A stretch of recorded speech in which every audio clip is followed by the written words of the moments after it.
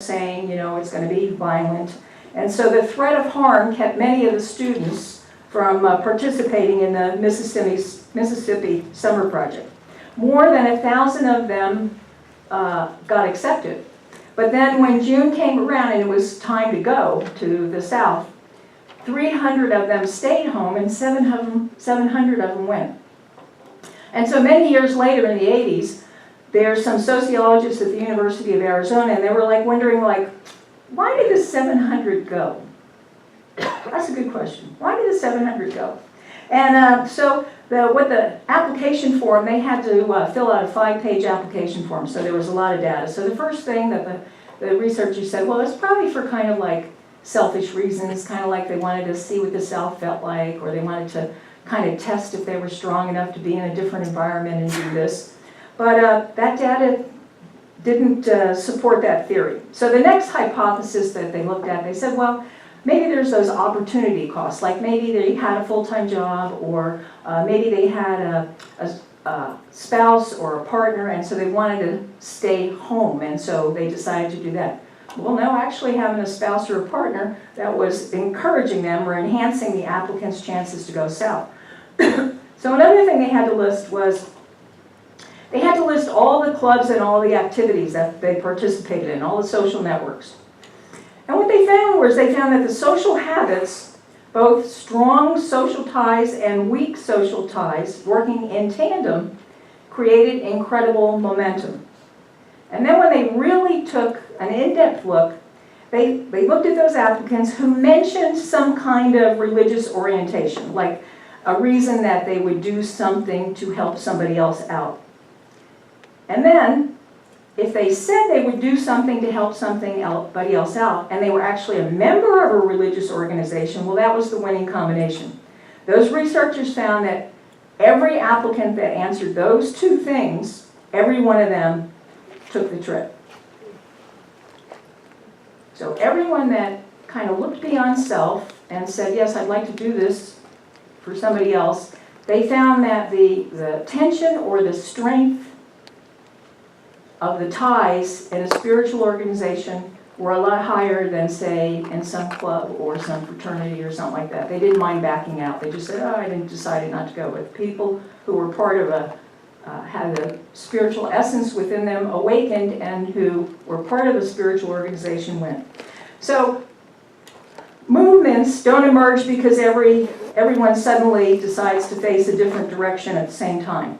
They rely on these social patterns that begin as habits of friendship grow, and with that we grow habits of our communities, and then they're sustained by new habits, and that's who we become. We're then different, aren't we? Yeah, anybody have that experience? It's how change happens. When sense of self changes, it changes our habits, and then that's what drives us. When I was a hospice chaplain in Richmond, I went to this symposium by this woman who had her PhD in grief counseling to teenagers. And I thought, well, I'll go because that'll be good knowledge. And what I learned there was absolutely astonishing. I learned that it was a fact that the majority of black parents, teenagers, young adults did not expect themselves to live to 25. They didn't expect it. There were so many deaths, and they went to so many funerals from people being shot up in the street, that they actually just didn't really expect to live that long. And I don't know about you, when I went to school, nobody died. And now it's much different, isn't it? And so King, when he was accused of, why can't you wait and do this civilly, he said, waiting means never. And he says, the steps to his campaign were collect the facts, determine whether there's an injustice, negotiate, self-purify, that's why we're doing Keeping a True Lent book study, and then direct the action. And so what they wanted to do was create a crisis with so many people that it would open the door for negotiation. And King always justified, if you read his speeches, and of course they're the top 100 rhetoric speeches all over.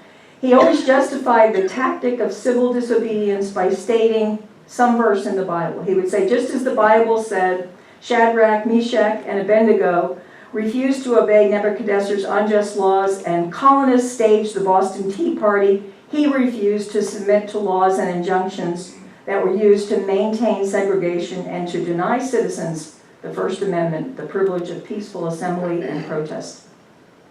Yeah.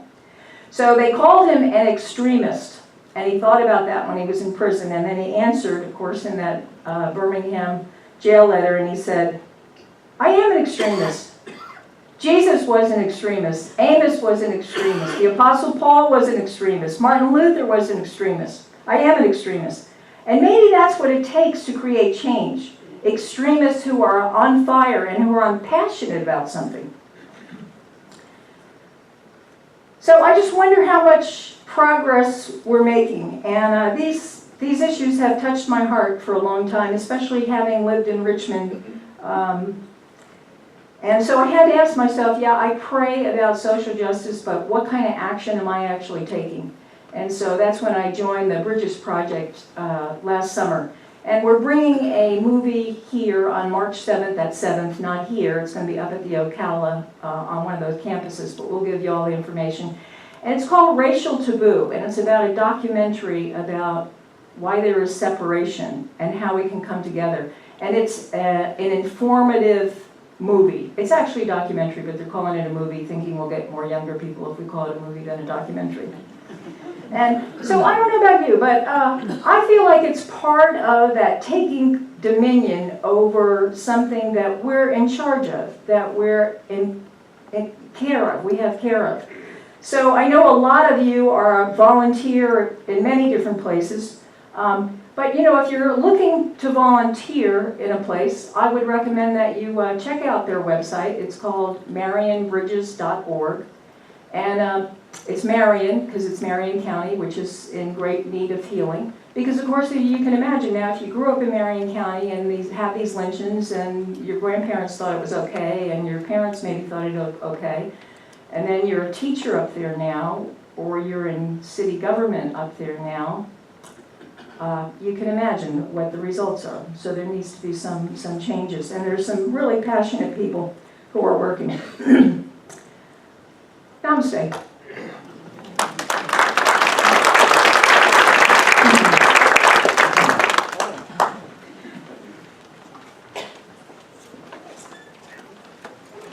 All right, so it is the time in our service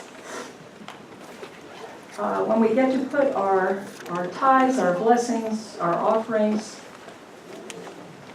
in our love offering basket. So let us say the affirmation. Divine love through me blesses and multiplies all that I am, all that I have, all that I give, and all that I receive, and I am grateful.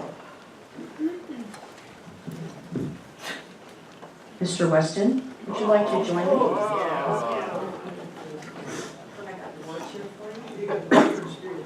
All right, you all know the song by heart.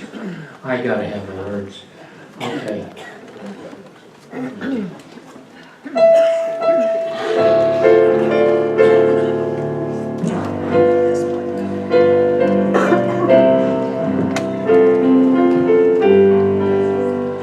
I see trees of green, red roses too. I see them bloom for me and you, and I think to myself, what a wonderful world. I see skies of blue and clouds of white, the brightness of day, the dark sacred night, and I think to myself,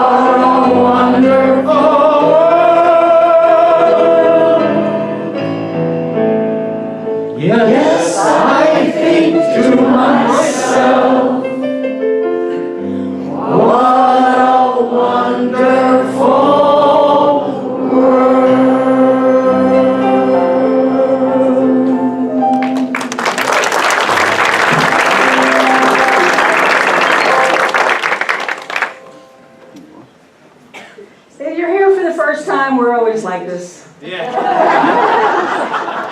All right, so everybody, bring your consciousness and your attention up here as we bless these offerings and these gifts. We see them multiplied many, many times. And we see them going out to spread the new thought teachings, creating a new world where we know there is only one world that is sustainable, and everybody in it, everybody that's creating it, it's a win-win situation for everyone. It's filled with peace and harmony and love and kindness, and so it is. We bless it in the name and through the power of our elder brother, Jesus the Christ. Amen. Amen. All right, and we get into big circles, and if you don't know the peace song, you want to position yourself so you can see the screen.